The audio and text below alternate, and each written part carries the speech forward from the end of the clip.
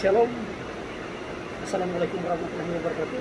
Salam damai sejahtera buat kita semua. Dirgahayu Hari Otonomi Khusus di Tanah Papua 21 November 2023. Pada hari ini adalah Hari Otonomi Khusus di Tanah Papua. Semua provinsi di Tanah Papua merayakan Hari Otonomi Khusus di Papua, dan pada saat ini pusat perayaannya itu berada di Provinsi Papua Barat Daya, yang pelaksananya itu berada di Kabupaten Sorong. Sebagai mantan anggota Majelis Rakyat Papua Provinsi Papua Barat Daya, sesungguhnya saya bersyukur dan bangga karena kita diberi kesempatan untuk melaksanakan memperingati hari ulang tahun otonomi khusus di Tanah Papua. Sudah kurang lebih sekitar 20 tahun lebih juga pelaksanaan otonomi khusus di Tanah Papua. Sudah banyak kemajuan yang kita dapat, tetapi ada juga kekurangan yang belum kita gapai.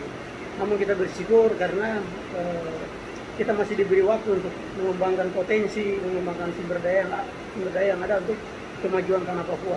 Tapi barangkali saya mau ingatkan, memberikan masukan kepada pemerintah provinsi, kita kembali berkaca kepada Undang-Undang Otonomi Khusus di Tanah Papua. Kalau kita lihat pengertian dari otonomi khusus di Tanah Papua, itu adalah kewenangan khusus yang diakui dan diberikan kepada Provinsi Papua. Sekarang sudah 6 provinsi di Tanah Papua. Nah, kewenangan khusus ini dipakai untuk mengurus semua kepentingan masyarakat Papua menurut aspirasi dan hak-hak dasar masyarakat Papua. Kalau kita mengacu pada definisi ini, kemudian kita melihat di mana orang Papua itu berada, tidak tepat kalau kita selalu merayakan hari-hari otonomi khusus itu kita laksanakan di ibu kota provinsi, di kota-kota, dan hanya kita sendiri yang menikmati itu. Kalau kita mengacu kepada makna otonomi khusus itu atau definisi otonomi khusus itu, kita lihat orang Papua itu sesungguhnya lebih banyak tinggal berada di pegunungan, di lembah, di pesisir, di pulau-pulau, di kampung-kampung terpencil. Sehingga yang perlu kita lakukan adalah bagaimana kita mewujudkan kesejahteraan masyarakat yang ada di tingkat pegunungan, di lembah, di pesisir, di pulau-pulau. Di mana pusat-pusat orang Papua itu berada. Itu yang perlu kita pikirkan dan ke depan perlu kita kembangkan. Bukan kita menceritakan, bukan kita memamerkan perkembangan-perkembangan yang ada di kota-kota gitu. Contoh kota Sorong. Kalau kota Sorong itu sudah berkembang, itu bukan karena otonomi khusus. Kemudian Sorong jadi kota modern seperti saat ini. Tidak. Sorong sudah berkembang. Sorong itu dikerjakan oleh pemerintah maupun pihak swasta. Saudara-saudara kita yang dari Sulawesi, dari Jawa, dari Sumatera, dari berbagai macam pelosok Nusantara datang ke Papua, kemudian memanfaatkan sumber daya alam Papua, kemudian potensi yang ada di tanah Papua, kemudian mereka mulai mengembangkan tempat-tempat di mana mereka tinggal itu menjadi pusat-pusat kota. Dan saat ini kita bisa melihat kota Sorong. Jadi kota Sorong sudah dibangun sebelum ada otonomi khusus. Nah, sehingga pada saat ini kita tidak perlu memamerkan apa yang sudah dilaksanakan, yang sudah ada. Tapi saya mau mengajak kita untuk kita melihat kembali ke makna dari otonomi khusus itu sendiri adalah rakyat Papua. Rakyat Papua itu ada di kampung. Bagaimana kita mewujudkan kesejahteraan masyarakat di tingkat kampung itu.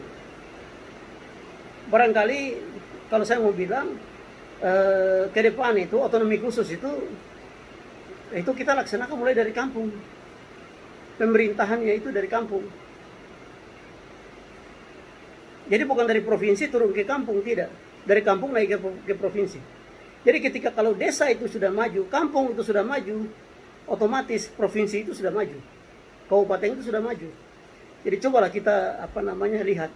Jadi di saat pelaksanaan otonomi khusus ini, yang perlu kita pamerkan adalah kekurangan-kekurangan kita yang terjadi.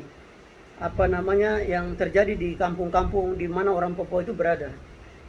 Apa yang kita belum laksanakan untuk orang Papua itu yang kita pamerkan, dan kita mempunyai target-target ke depan. Kapan kita bisa selesaikan itu? Sehingga itu menjadi pengetahuan masyarakat untuk sama-sama menjadi menjadi pemahaman bersama, kemudian kita sama-sama mengawal itu, dan masyarakat dia tahu bahwa betul-betul ada otonomi khusus di tanah Papua, dan dia adalah sebagai salah satu ujung tombak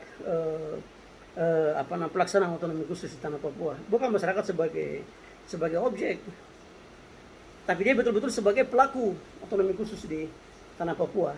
Jadi di hari otonomi khusus ini kita sama-sama bisa merancang sistem pemerintahan otonomi khusus yang ada di tanah Papua, yaitu pemerintahan yang berasal dari tingkat kampung, di mana orang Papua itu ada. Biarlah orang Papua dia merancang apa yang dia mau, kemudian apa yang dia pikirkan, apa yang dia akan laksanakan, sehingga betul-betul mewujudkan apa yang menjadi aspirasi dia, apa yang menjadi haknya dia, itu betul-betul terjadi. Kemudian kita juga melakukan pemberdayaan kepada orang asli Papua. Kita memberikan perlindungan kepada orang asli Papua dalam berbagai hal sesuai dengan peraturan perundang-undangan yang ada di negara kesatuan Republik Indonesia ini. Jadi saya melihat ke depan kalau bisa pemerintahannya itu kita rombak. Otonomi khusus adalah otonomi khusus itu kita bangun dari desa, bukan dari provinsi ke kabupaten. Jadi otonomi khusus jilid 2 itu bangun dari desa ke provinsi. Barangkali itu yang bisa saya sampaikan, dirgahayu otonomi khusus di Papua, sejahterakan rakyat Papua. Rakyat Papua adalah pintu gerbang Indonesia sejahtera. Demikian, terima kasih. Shalom, wassalamualaikum warahmatullahi wabarakatuh. Sukses.